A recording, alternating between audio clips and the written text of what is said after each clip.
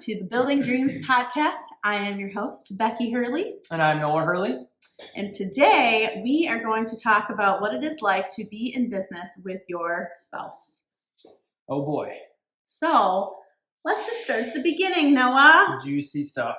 So what was going through your mind when we first entertained the idea of working together in a business? Free labor. Free labor. What? So, yeah, I was like, oh, this gal wants to be in business with me? Oh, good. I can get some free labor. Okay. Royally backfired. And how so? How so?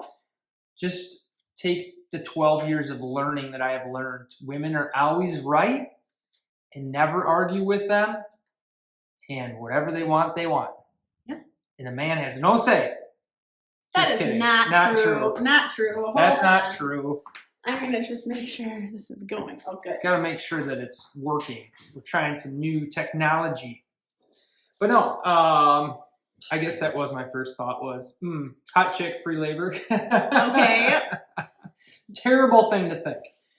But what about the idea of like, okay, now I quit my job. Oh, we're fast forward to we're married now. Okay, well, fast we don't forward have to we're married now. No, but yeah, like I talked you into quitting your job because you were like maxed out in that position, couldn't get any higher, couldn't do what you wanted to do, were unhappy. So I talked you into quitting your job.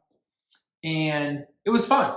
It was fun. It is fun. Every day is fun. There's challenging days. But for the most part, it's fun. And when you have like really challenging days, days after day after day after day, week after week, like we've had some pretty challenging months, you need a vacation. Yes. And when you're like, our key in our brain to when we need a vacation away from work together is when there's at least 20 F-bombs dropped at each other in a given day. And then we look at each other and say, it's time to go up north. Yeah. Or it's time to go someplace else. So I think we've learned that a lot. That's been pretty fun to learn. And we know when like, I guess from my standpoint, then we'll let you talk. No, I would say like I have learned like when you need like a pick-me-up for me, like when you're down or, like stressed out or something, and vice versa, the other way around. Yes. I guess that's the things that I've learned.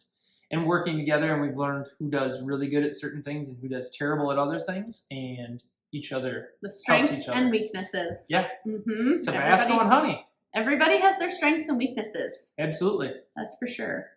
Yeah. So I guess that's the fun things that I've learned.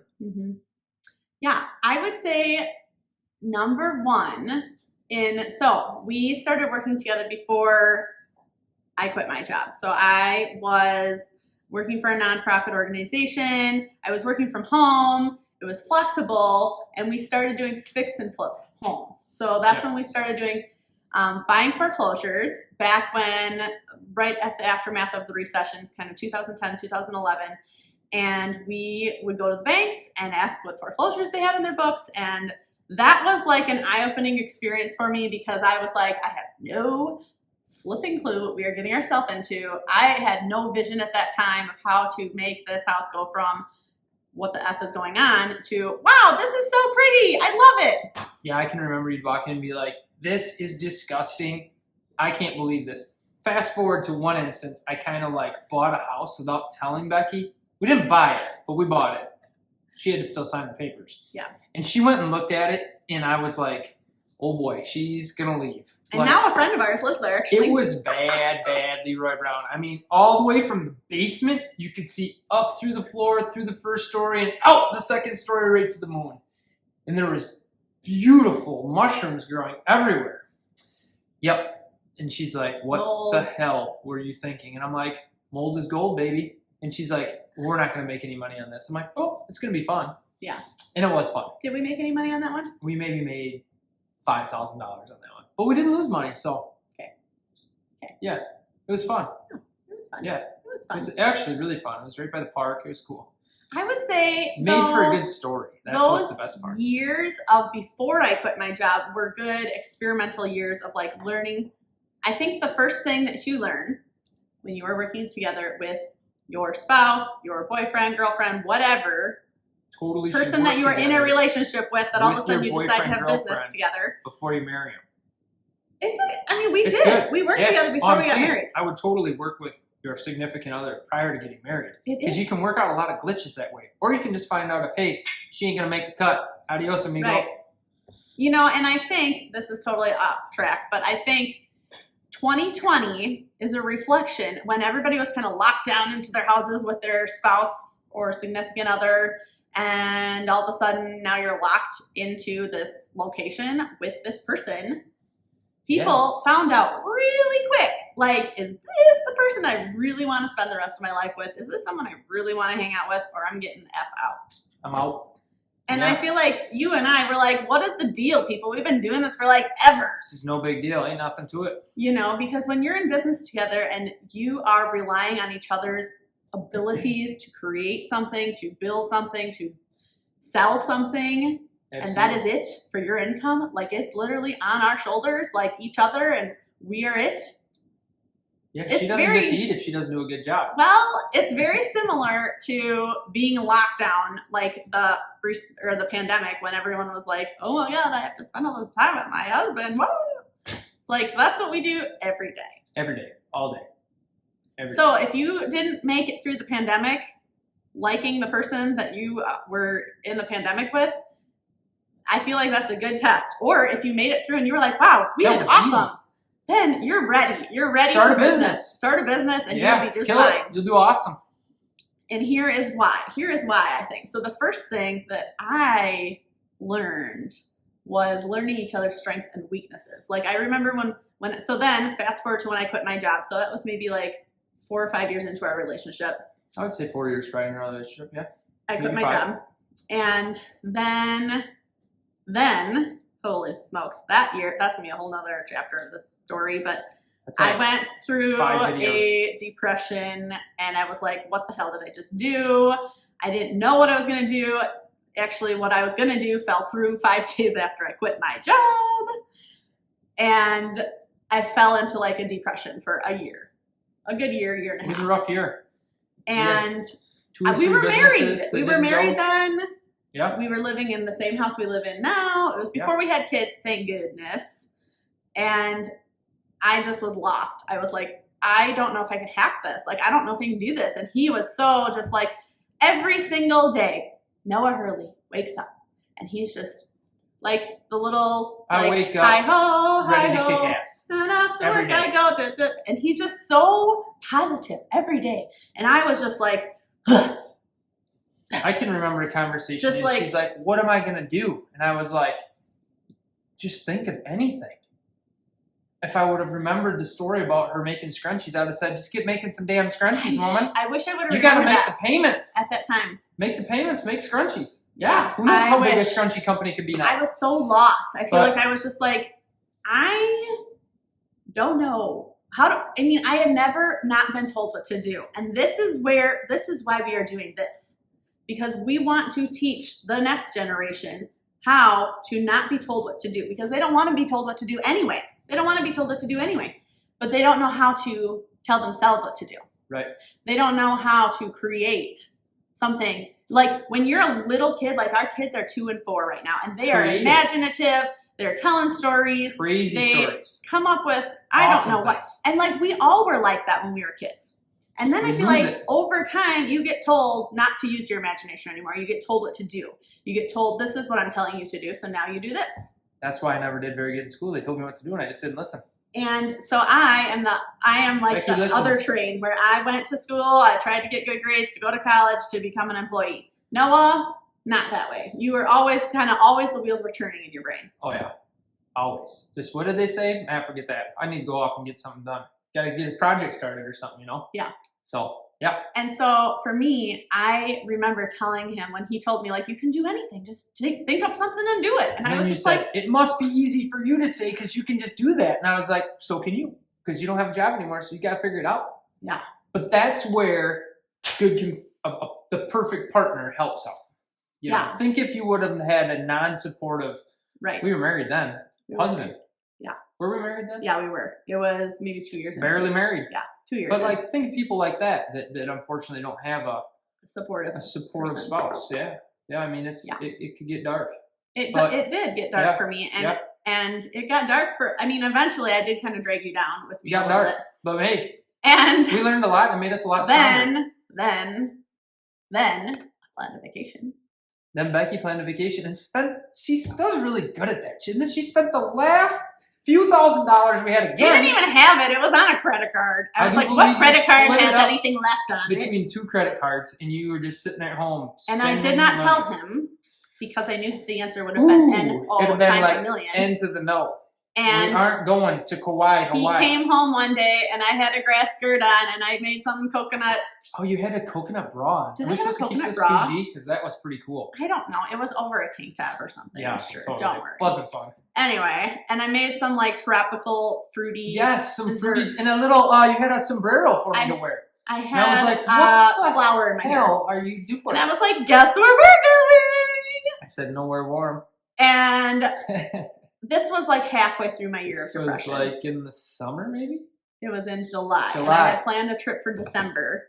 And we went to Hawaii. Second best trip of my life. Hawaii. And it was literally one of the best trips of our entire life. We still talk about it. We have not been back since, and we need to. We are first class seats because I'm manifesting a first class trip to Hawaii. Squishing my big old legs Hawaii. in the dude in the back by the toilet, stinking that up for 9 hours. We're taking advice from our oil changing guy who's like, I fly first class, I work my butt off, I don't buy anything, I don't spend any money, and when I go on vacation, I'm getting the first class ticket. My legs would feel a lot better. I'm sitting in front row, and I am not going to look at a single person. And I'm like, you know what? That's a good mentality. Like, we don't spend money on hardly anything either. Like, if you're going to travel, first class, especially that far of a flight. That'd be hard for me still to say okay to. So you'd probably have to do that again. Just have to do that. Anyway, but I'm just telling that story because that was like that very pivotal moment for you. It was a pivotal moment, and I needed that to look forward to. It was to fun. Save our relationship, save me. I literally, that's going to be a whole nother episode, but I was in very dark depression. So you're saying to save our relationship, you just maxed out our credit cards to save our relationship. Hey, it worked. It was a trip, though, that once we got there, we were like, oh my God, awesome. this is the coolest place I've ever seen. I nonstop saying Puff the Magic Dragon the whole time. The whole because time we were in Honolulu. It was awesome. No. The food was phenomenal. We cleared our heads. We came back. Yeah, Becky was a brand new woman, and she hit the ground running. Yeah. Hit it. So it was awesome. My story here is figure out each other's strengths and weaknesses. That's the number one thing. I wrote some notes. I actually had a plan here. Gotta figure it out. Lift each other up when one person is down. You need to balance each other out. You need to balance each other out with your strengths and weaknesses. You need to balance each other out with lifting each other up when the other person is down. And we have done that. We've thrown each other under the bus several times in our business. It's awesome to throw your wife under the bus and blame her for things. And then tell her in advance. I've done the same. Where Noah has dropped the ball with clients, and I've been like, it's fine. I got fired on a trip this year. I was on a fishing trip. I just pulled this big fat walleye out of the ice in North Dakota, and she calls, and every other word was an F-bomb, and I was like, ooh, Daddy did a good one again. What did I do now? You're fired. Hung up the phone on me. Don't come back. Okay, well, I said, why don't you just do what you're good at and stay out there and ice fish? But when I got home, she was appreciative because I brought home a whole cooler full of fish, and now we're out, and guess what she's telling me? Time to go fishing again. But the best thing is I'm no longer employed at any of my companies because I've been fired from the companies I have created. So A, it was music to your ears to be fired, and B, told to stay out there and ice fish. Okay then. But I did miss the kids and the dog, so I had to come home. Oh, I missed you. But I mean, we have gone through days where we're laughing like this, and then there's days where I'm just like. There's days where like there's more of this bald head, more like it's like oh shoot, I'm losing more hair. But yeah. So whatever, I picked up the slack. I've been the pooper scooper of the company. It's fine.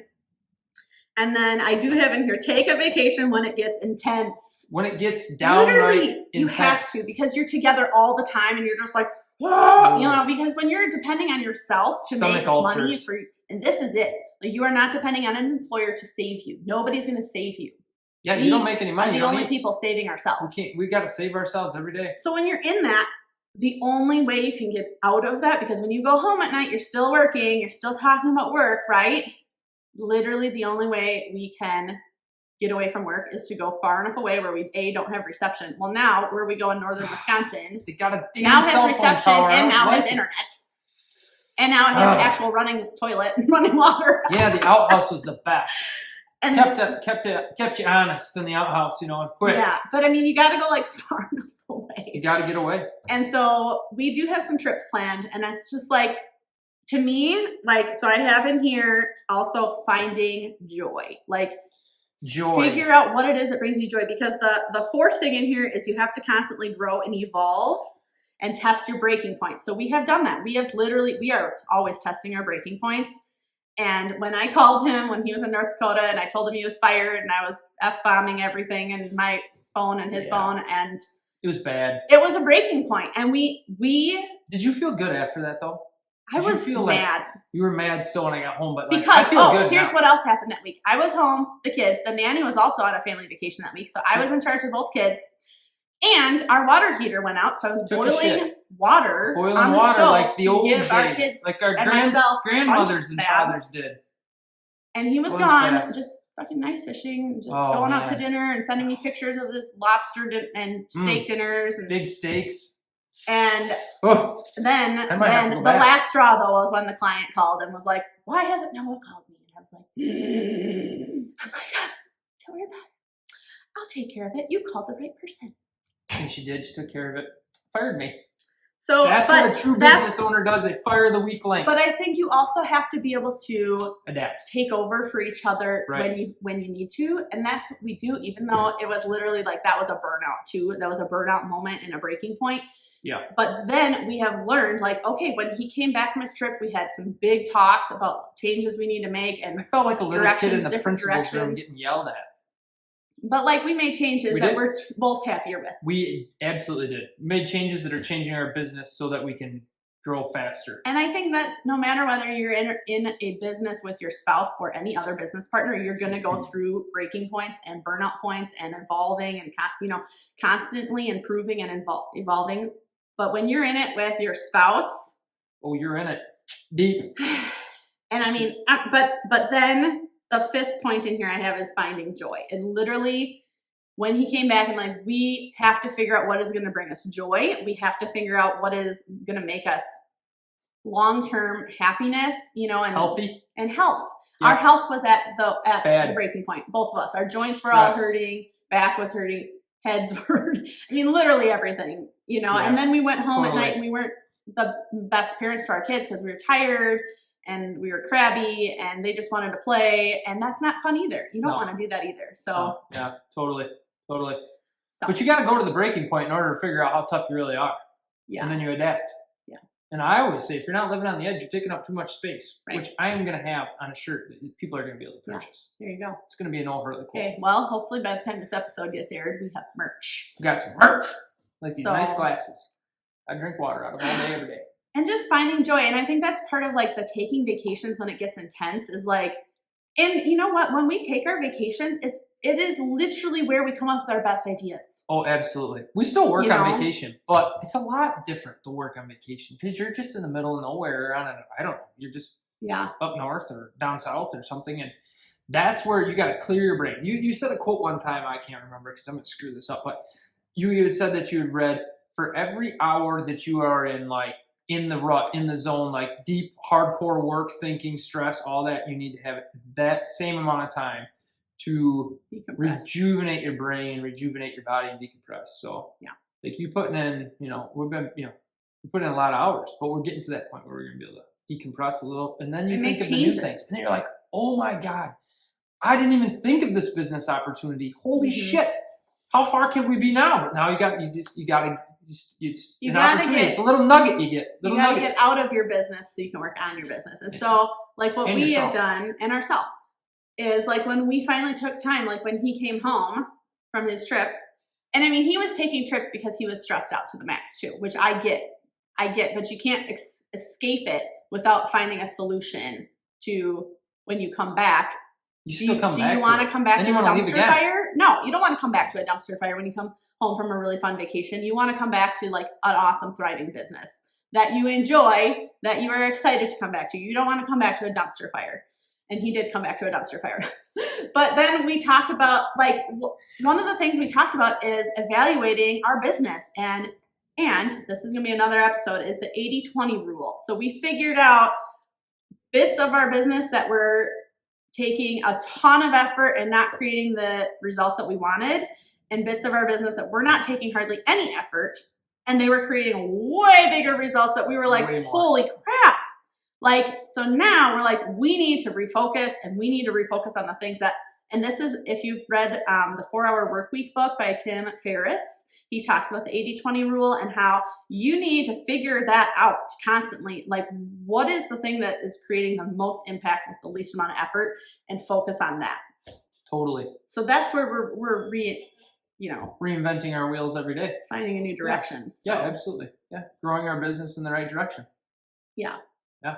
And bringing joy, because if you aren't not happy, if you are coming to the office like I have done, and you just immediately start crying at your desk for no reason, it's time to make a change. Make a change. Think of what's going on. Think of what you're doing. Yep. Be like, if you go to do your work and it makes you want to throw up, it's time to make a change. Like changing poopy diapers? Oh, well, that's nothing. Well, we are potty training, so I guess they're changing that. But the 2-year-old, he's almost there. He's halfway there. I poop. Yeah. But I mean, like in business, if you are feeling like a bad and negative feeling, like crying or, feeling just sick to your stomach, like make some changes. Then it's time to make a change. Time to reevaluate your direction. And I think that's what we've learned about each other is like, I've seen you break down physically now. Like you were a powerhouse, like the hi-ho, off to work I go. So happy, excited. Every day was just flipping rainbows and butterflies. Oh man. Golden pots of gold, like the Irish, I've seen you all of a sudden get to a point where your body is just breaking down. You're tired, you're exhausted, you're in pain constantly. Yeah. And like that is when stress has overtaken your body. And when that's not in a state that your body can thrive in long term. And so health has been a huge, huge journey of ours, something that we definitely want to talk more about. But if you don't take care of you, if you don't take care of your mental health, your physical health, I have been going to therapy for over a year for the first time in my life now. Like, if you don't take care of yourself, you will not be able to enjoy any bit of success. If you don't take care of yourself, you're not going to be able to take care of your family. You're not going to be able to take care of others. You're not going to be able to, you're not going to be able to flourish in business. You're not going to be able to serve others. Yeah. Because you got to help yourself first to be able to help others. Mm-hmm. Totally. So you got to have a great partner in crime. Yeah. And I'm really glad to have you. Oh, well, thank you. I'm glad to have you too. I'm glad to have Tabasco on my side. Because when I need a fighter, I am a little bit of a fighter. I'm a little bit of a Tabasco. Yep. I'm a fiery fireball, and he's the cool, calm, collect. Yep. We call it honey and Tabasco. Yep. That's why our kids are the way they are. Our daughter's Tabasco and our son's honey. Oh man, our daughter is fiery. Woo! And Noah's like, that's all. She looks like him, but acts like me. Yikes. And our son, we don't know who he kind of looks like me he looks more. a little bit more like you. Yeah. And he acts like Noah though. He's all just like a little nonchalant heart of gold. little feller. Yeah. Little heart of gold. Mm-hmm. Yep. Where our daughter is just like our daughter's first thing she wanted to do was to get a bulldozer and knock a house down. Get the backhoe, knock the house down. But our son loves that too, so who knows? They love being around a demolition company together. I mean, they're around a lot of construction because we do that, and so they get to see that. Yeah. Riding skid steers and hunting, all that fun stuff. So yeah. So anyway, it's kind of the moral of the story is, if you can make it through the pandemic with your spouse, you can make it through anything. You can make it through business. Yeah, you might as well start a business. And just start something. Yeah. Do something. And find the joy. Find things that make you joyful, and just the rest always will fall. Work together. Fall into place. Yeah. Yeah. Totally. Know when you are at your limit, and it's time to take a vacation. Yep. Take a break and get away from everything. Yep, for sure. Yeah. So with that, we will wrap up the episode. Thank you so much for joining us. We appreciate your time. We would love any comments on our podcast, or if you have any questions or any topics that we could cover, please leave them in the comments. Thanks, and have a great day. And join us again.